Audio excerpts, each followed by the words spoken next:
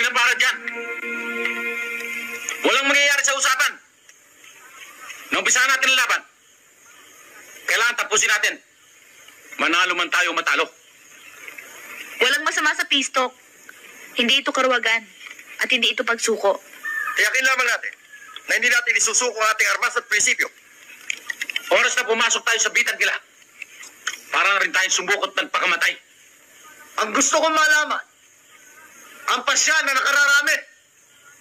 Itaas ang kamay ng mga sumasang-ayon makipag-usap sa mga militar. Pataas ang kamay. Ikaw rin.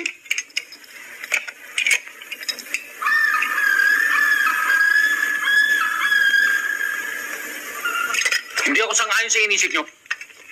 Kung yan ang gusto nyo, bahala kayo.